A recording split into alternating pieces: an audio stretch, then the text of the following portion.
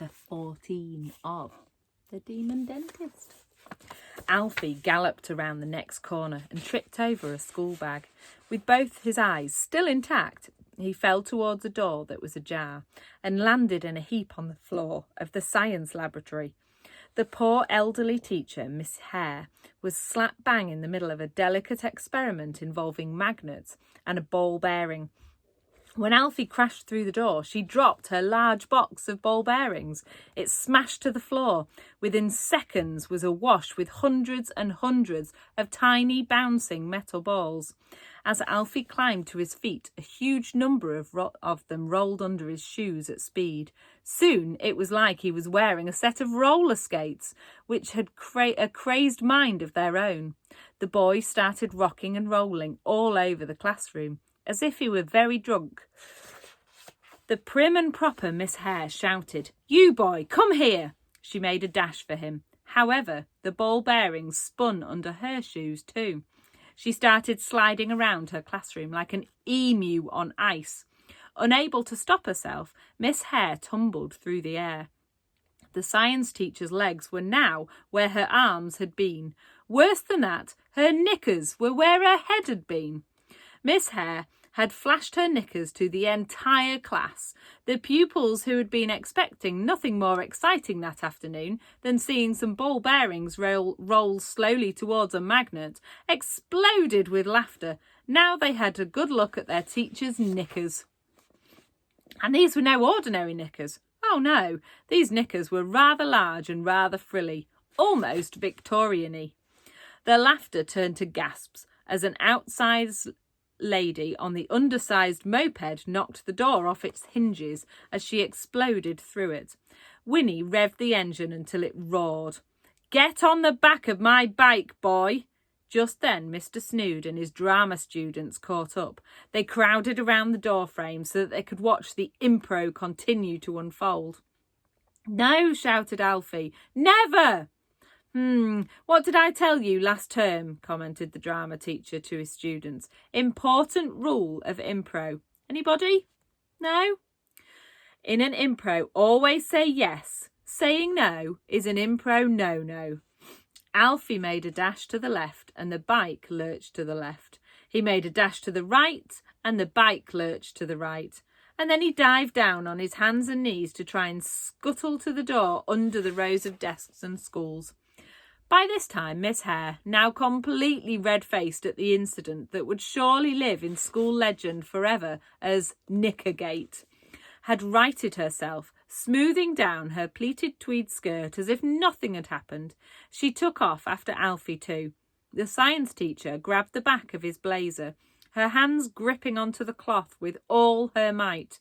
Alfie jerked his body forward. Miss Hare lost her balance and tumbled backwards.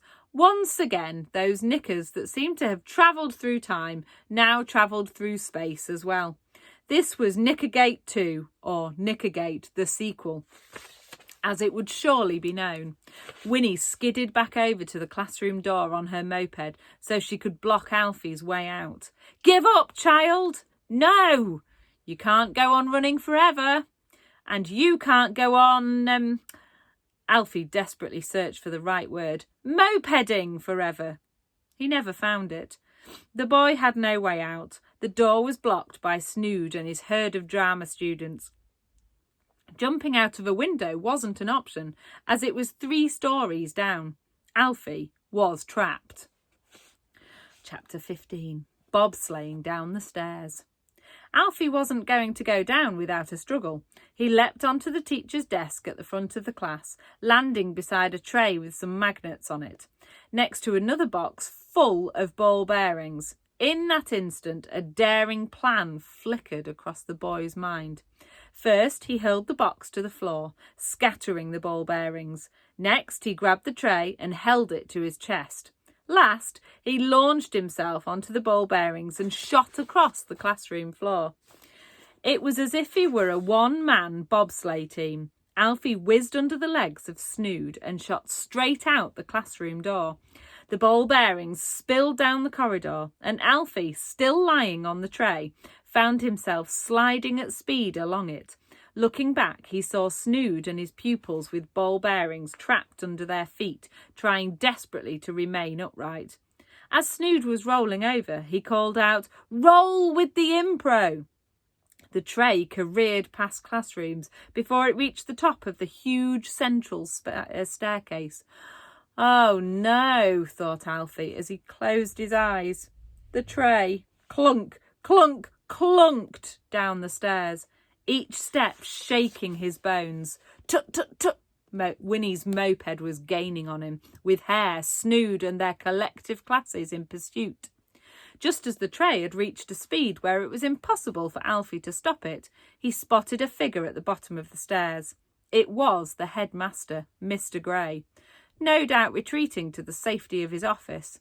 With every clunk, clunk, clunk, the tray was gaining momentum at an alarming rate. As Alfie accelerated down the stairs, he quickly realised he was on a collision course with the headmaster. Nothing could stop the inevitable happening. Thwack! The tray whacked into Mr. Gray's ankles. The headmaster was hurled into the air. In the smash, Alfie came clean off the tray and ended up in a crumpled heap at the bottom of the stairs. "Sorry, sir. I would love to stay around and for you to give me a detention," said Alfie as he hobbled up and helped Mr. Gray to his feet. "But I really have to go." With that, the boy burst out of the door that led outside into the playground. Just as the headmaster was about to call after him, wallop! The poor man was thrown into the air by a large lady coming down the staircase at top speed on a moped. Mr. Gray landed with a thump on his bony bottom. As he sat there, the headmaster could have been forgiven for thinking his ordeal was over. He was wrong. Very wrong. No sooner had he pulled himself back up than he landed with a thud as he became the victim of a stampede. Once again, Mr. Gray was trampled underfoot, this time by a number of his own teaching staff and a growing horde of pupils who were giving chase. Because of all the commotion, they were streaming out of classrooms. There was a boy on the loose and he had to be stopped. They pursued Alfie out into the playground.